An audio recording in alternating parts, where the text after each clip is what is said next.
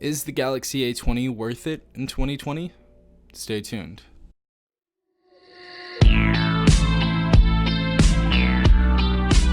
What's up everyone, Stefan here from TechRight. I hope everyone's having a great day today. I just wanted to do a little review of the Galaxy A20 as far as 2020, going back on a few of the things that we've received on the Galaxy A20 since I last reviewed it or made a video last on it. So far, it has really only been a good experience. Only more good has come to this device, and I'll go ahead and explain that in a second. But just with the basic features as far as, texting, calling on this phone goes, watching videos, everything has been excellent so far. And it's actually gotten better. Now, about a month ago, we actually received an update of Android 10.0. We actually got this device with Android 9.0, so that was a pretty big update. We now have One UI 2, which I think is working great on this phone. So far, this phone has been running great with Android 10.0, UI 2.0, and a lot of people have been reporting that as well. I've been seeing a ton of comments from different A20 users on my Instagram account and in my YouTube comments saying that the Galaxy A20 is running way better, and I have to agree that this device is running way better.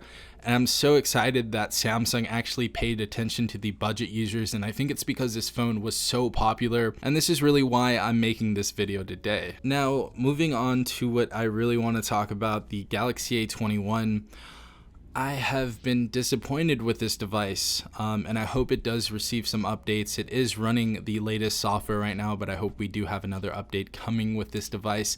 But honestly, I don't think this was a really good upgrade, and I'm going to make a separate video on this, but I'm just going to go ahead and reference some Geekbench scores really quick. As you guys see, I ran some tests on these devices, and it seems like the single core score on the Galaxy A20 definitely outworks the Galaxy A21 at only 170.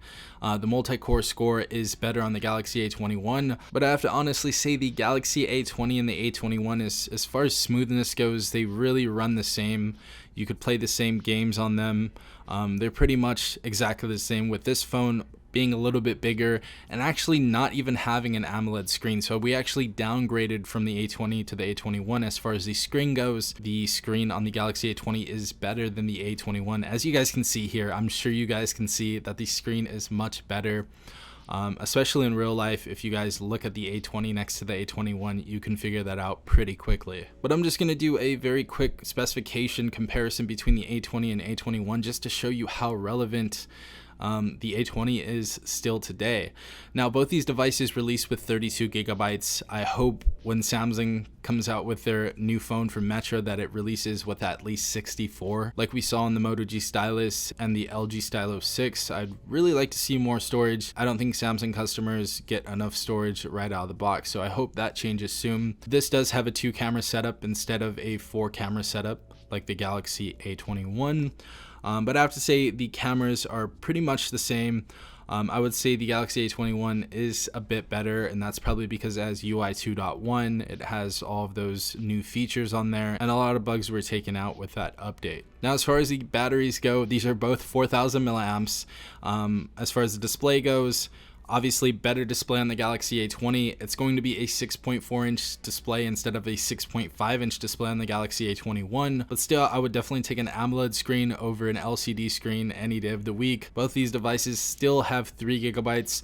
As far as the front cameras go, the 13 megapixel camera is going to be on the Galaxy A21, but we are going to get an 8 megapixel one on the Galaxy A20, and both these cameras in the respect are really, really good. The saturation is very, very decent.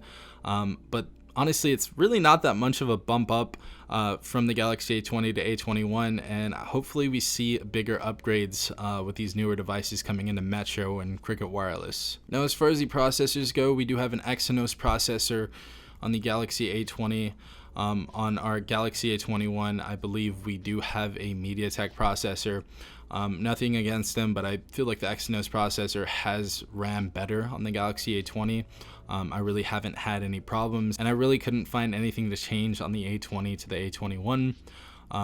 Unless it was going to go up to a better chipset, whether that was Exynos or Snapdragon. Now, the funny thing about the Galaxy A20 is it has a gyroscope sensor, and the A21 actually doesn't have that. So if you play games that utilize that, or you use applications that use the gyroscope sensor, such as Pokemon Go, that is not going to be available on the Galaxy A21, but it will be available on the Galaxy A20.